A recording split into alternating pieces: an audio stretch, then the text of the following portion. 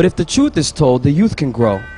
And it's not the youth that should start a revolution, it's those who know that should be held responsible. Because in this struggle, we need to remain patient. Maintain our love in this heartache situation. Because through hope, we can migrate to salvation.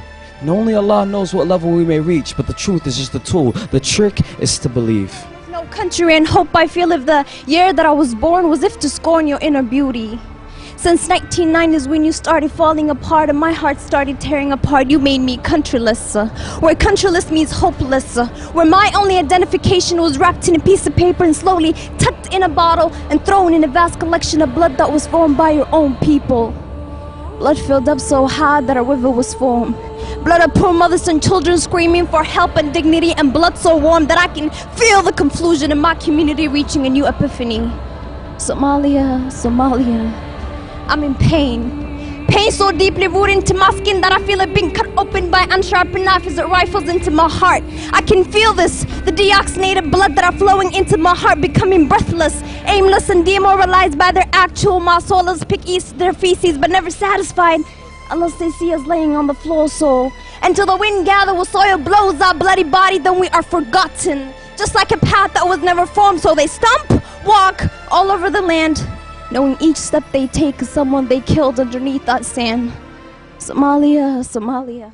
We're at a generation where some of us are getting our needs met and others aren't. As I look in this room, I see a lot of young people. I see hope.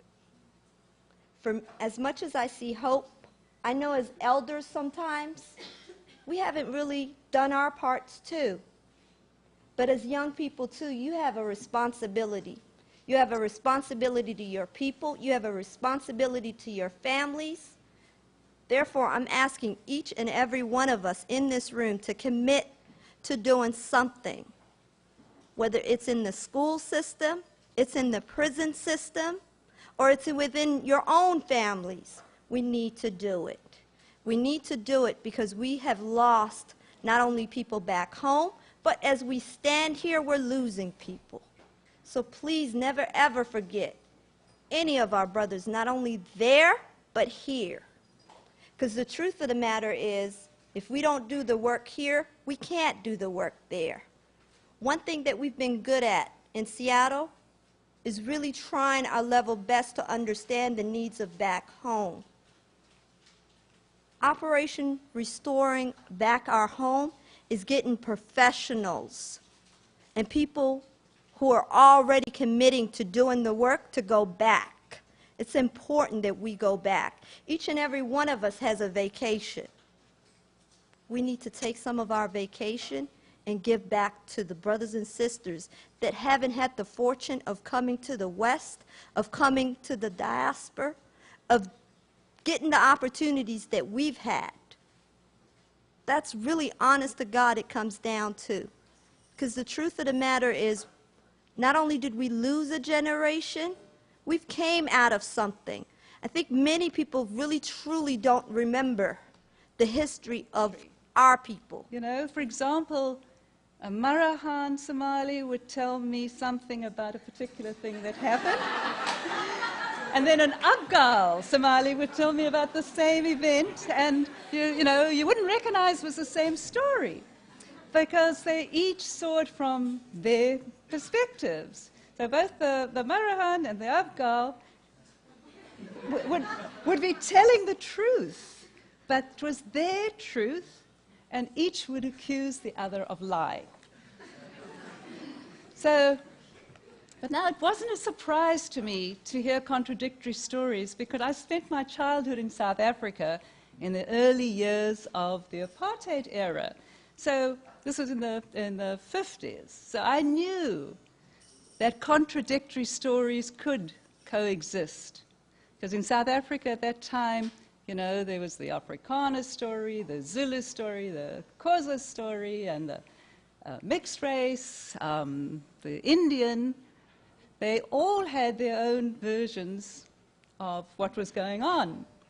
But I also knew from my South African experience that whoever was in control of the government had the power to suppress everybody else's story and to valorize his people's own story. And also to have that story go into the textbooks so that the children growing up would only learn that one story. So first and foremost, I would like to thank the people that came out, and as well as the speakers, the performers, also the sponsors, which are Crescent Food, East African Community Service, and SSA UW. Secondly, I would like to thank the live stream audience as well. We're being watched online. But, hello? Okay. I'm there. So, like, as everyone say, the panelists, the speakers, the poet, by the way, mashallah, you guys are great. This is our project. And when I say our project, I mean the Somali's people.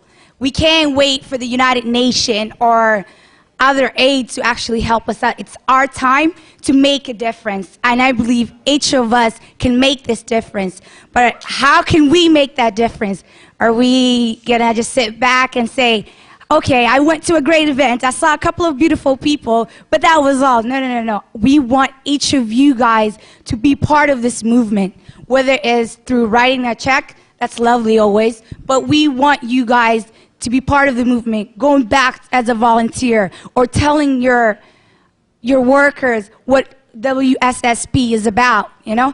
So, and basically we would like to thank the UK team, Mohammed Gaal, Qasim, Eva will say the rest. I'm talking about myself here.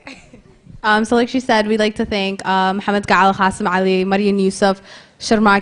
Sharmarke, Hamza also, and then Dr. Abdelghani for helping us every step of the way.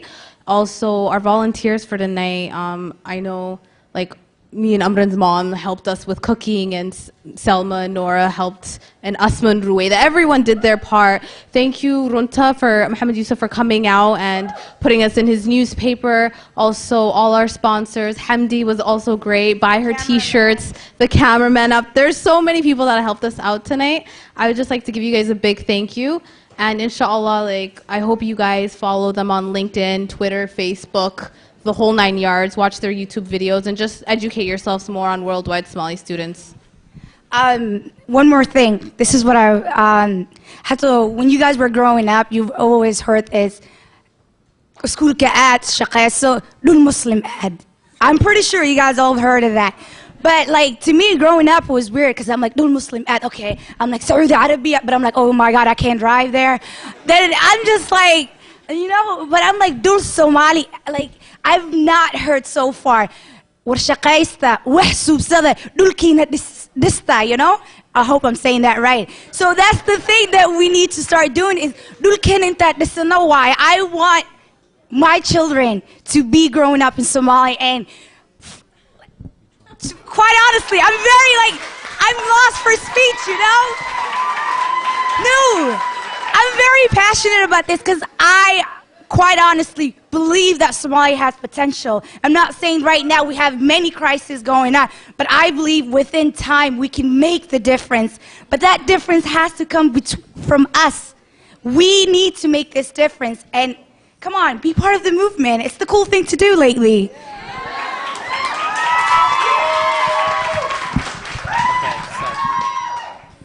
I just want to say thank you to everyone for coming out again. Ruwaid is funny. I don't know why she's laughing at me, but for everyone else, big round of applause to all you guys. Please own up to this. This is for you guys. If we band together, we can make a difference. I truly believe that, and I hope all you guys do.